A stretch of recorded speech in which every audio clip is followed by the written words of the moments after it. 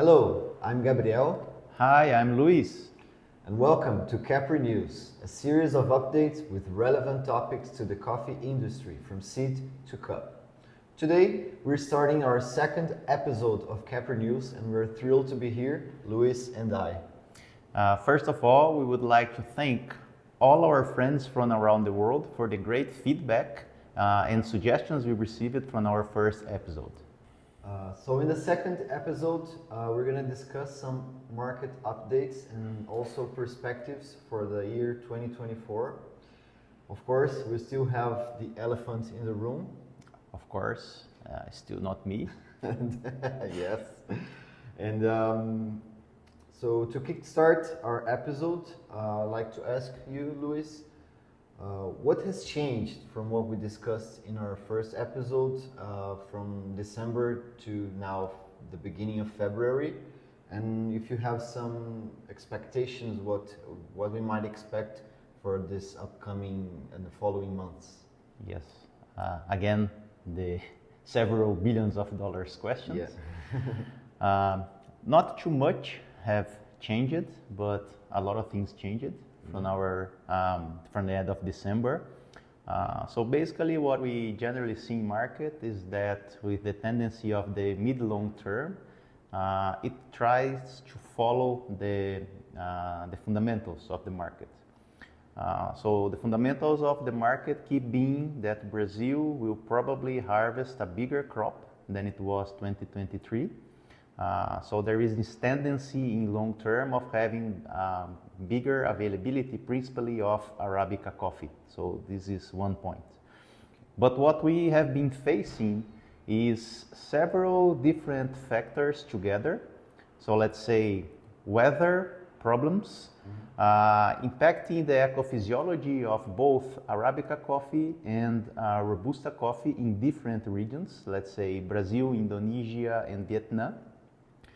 We are also seeing some geopolitical problems, and this is causing also problems in logistics.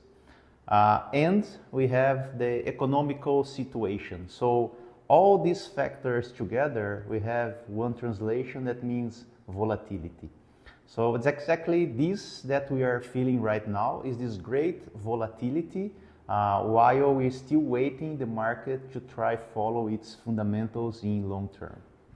Oh, wow. So we have many different aspects we have to analyze. Yes. To understand that what is going on with this volatility. We've seen in this month prices going up, prices going down. So we should analyze maybe topics. What do you think? We should talk a little bit about weather, climate, which has a huge impact, and it's what everybody talks about, what is going to happen, predictions. And of course, some physiology of the plants. You as an agronomist, you have a deep understanding of all of this. So if you could maybe elaborate a bit about what's the impact of climate in the plant physiology and what should we expect from the market? Yes, so this is a big topic, pretty complex, and we need to divide into different phases. Mm-hmm. So everybody knows Brazil is the biggest player in the world in Arabica and the second one in Robusta. And we can first divide 2023, so the last year, into two different periods. So the first half of the year, Brazil received a lot of rains. Yes. So this caused the plants to have a beautiful vegetative growth. The flowering period was still good. So we had this projection of a huge and probably a record crop for 2024. Then the second semester, and principally from September, October on, what we saw was a change in the behavior. So the weather changed from La Nina to El Nino. The predictions were of a lot of rains in the Brazilian coffee belt, but what we saw was a lot of instability of rains and huge temperatures. Temperatures 1.5 to 3 degrees higher than the average. Wow. In most part of the producing zones in Brazil.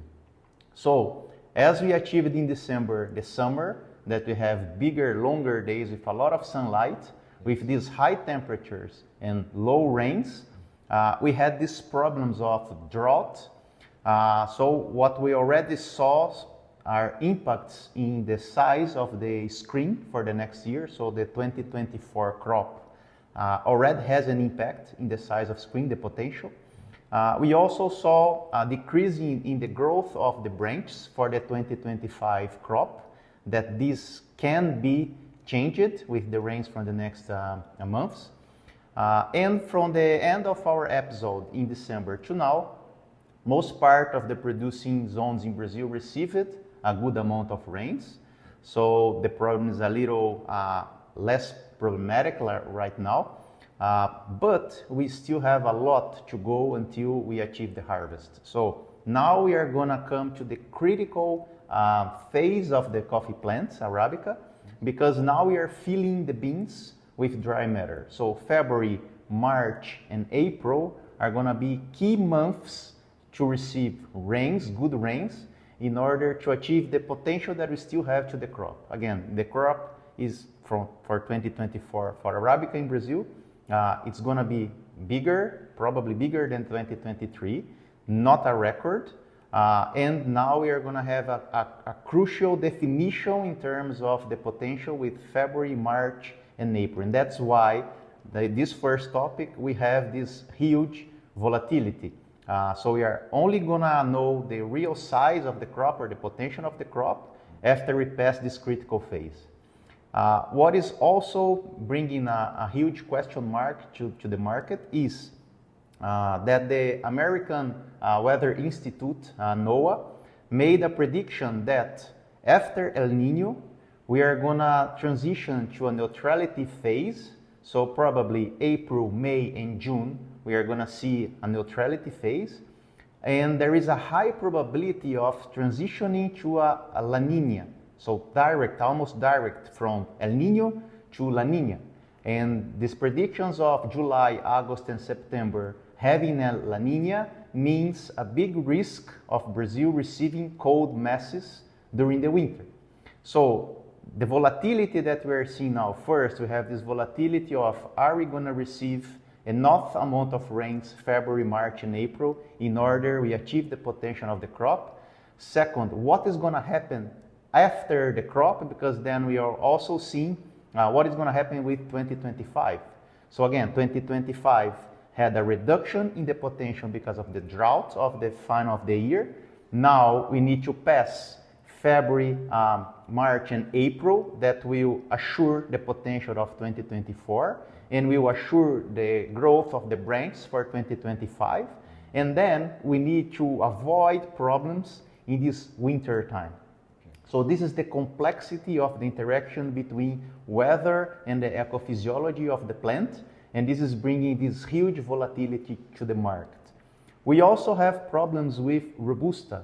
So one of the impacts that is causing these record prices in London, we just achieved like the record of 16 years in terms of the prices of the Robusta quotation, part because of the drought in Indonesia and Vietnam, and also some impacts that were caused in the production zone in Brazil called Espírito Santo, that also had some problems with drought. Of course, we're going to speak about logistics, and logistics has another approach on this that is also helping to cause this problem. We are going to speak about this later. Wow, so that's a lot of information, and we know that the market is still going to feel this insecurities. That's probably why it's all over the place right now. Yes. And on top of that, we're just talking about Brazil mainly, and on top of that, we have an instability in the world, right? Yes. War and everything that's going on. And as you mentioned about this logistics problems, we're facing a logistics crisis right now. Maybe you could talk about that a bit. Yes. And how this interacts with also everything else that is going on. Yes. So another bottleneck that we are facing because of the conflict that is happening in Israel, and there are some attacks being made in the Red Sea. So what is happening to logistics is that the Suez Channel is not being used because of the risk. So ships are having to go a different route through the Cape of Good Hope, and this makes a bigger route, more expensive, and the price of the insurance is going super high because of the risks of attacks when passing through these areas. So what is happening? We have less availability of containers, we have higher freight prices, and we also have this instability in terms of being really hard to book, and also we have these bigger times of delivering the products. Wow. All this combined with the fact that we have this big production of Robusta, Indonesia and Vietnam, so South Asia, is being pretty hard to make this transportation of the product to Europe. Wow. But because we would pass exactly through this route. So if from one hand you have the drought in these producing countries reducing the availability of the product, in the other hand you have these increases in terms of freight and also the difficulty of moving coffee from origin to the destination. So all this combined is bringing also these problems in terms of logistics, and we're still going to face this bottleneck that needs to be worked combined, exporters and importers, to make the coffee flow in the best way possible. Wow, that's it's something we've faced before, right? During COVID, maybe a little bit of logistics problems, but is it like the same or is it way worse than we saw it back then? It's really hard to compare. So we had problems for different reasons. So at that time we had the containers stuck because we had a shutdown, so they could not move. And this broke the chains of goods. Now what we are seeing is a big risk. So if you see the channel of Suez is one of the three main in the world, and a lot of products passes there. So we have shorter transit time and less expensive. Right now we have these problems with oil, with all merchants not being able to pass there. And the big risk, because they can be under attack. So there are some attacks of pirates, and there are some attacks that are being made in the Red Sea. So the prices of insurance for these ships are going to the sky roof. So this brings a huge instability again, and again comes to the volatility side. Is there anything that we can do to mitigate, like exporters or importers? Maybe early orders or something like this to give some security? Yes, early orders for sure, but having in mind that with this new route through the Cape of Good Hope, depends on the route you are doing, you are increasing more than 12 days. So that means you have less availability of containers, bigger transit time, so you need to anticipate your shipments and requests, and have in mind that we're probably going to have a bigger transit time and bigger costs. Wow. So keep in mind that when your orders from Capricornio. Yes, yes. Make early bids. Early bids and a lot of communication between the logistics teams from the different companies. We've pretty much talked about physiology, geopolitics, climate, and logistic crisis, but we still haven't talked about the economy side of it. Could you give us some insights and some hints on what's going on and how it impacts all of this crazy coffee world? Yes. It's not only the crazy coffee world, I think it's the whole world. And this is nice to see how all factors interact between them. We don't have any isolate fundamentals that can guide. Everything is really connected, and that's why it changes so much. It's such a volatile and dynamic market. In terms of economy, so we passed through the pandemic, and after pandemic started the first conflict between Russia and Ukraine, and this again brought a lot of instability in the world. We are seeing interest rates going high, so the cost of money is pretty high. We are seeing the coffee market in an inverted position, so buyers are not carrying stocks because it means losing money. We are seeing inflation in most part of countries decreasing the power of purchase of the consumers. So we still have all this weight over the demand in terms of coffee. So also yesterday there was a good signal from the American economy in terms of slowdown of the inflation. So the Federal Reserve kept the same interest ratio. So it's a good sign. But we keep under all this complexity in terms of how economy is going to develop after these problems that we had during pandemic, and how it's going to behave with these different geopolitical conflicts that we are seeing all over the world. So still, again, another layer of complexity in all these fundamentals that are already very complex. So we need to keep these updates very frequent and keep an eye in the market, in the weather, geopolitics, economics, in order to try have any kind of understanding to manage the risk of our activities. Yeah. We're not going to be crazy to do some predictions or anything. It's really hard. I would say it's almost impossible. I would say, like, again, as I started the episode, in the long term, the market will probably go to try find the fundamentals. So what we are seeing right now, if we see in a short term, we keep in a tendency of a market going high, and that will probably going to change when we have a confirmation of the Brazilian crop. But as we explained, we have a lot of time to confirm this potential of the Brazilian crop. And also we have this impact that can be caused to the 2025 crop. Yeah. So it's very, very tricky. Yeah. And hopefully everything will be good.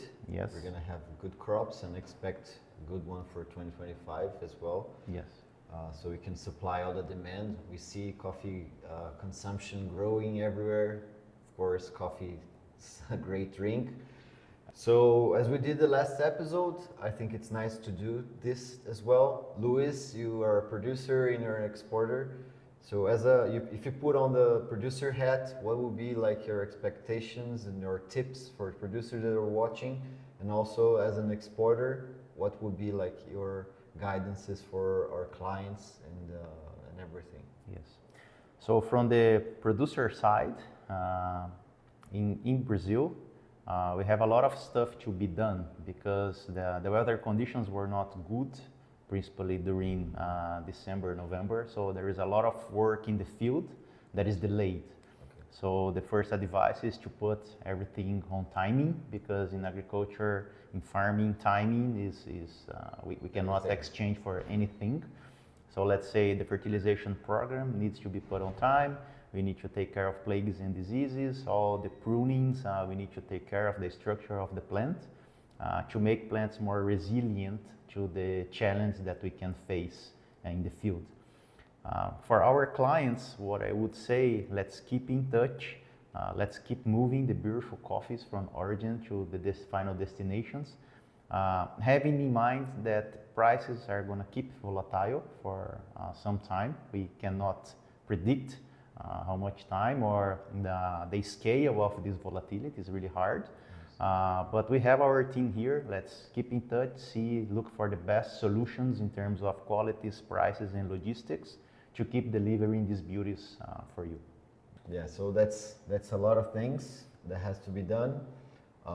Maybe we can do a next episode on the field, so we can show you guys what's going on with some images. You don't have just to be looking at our faces here.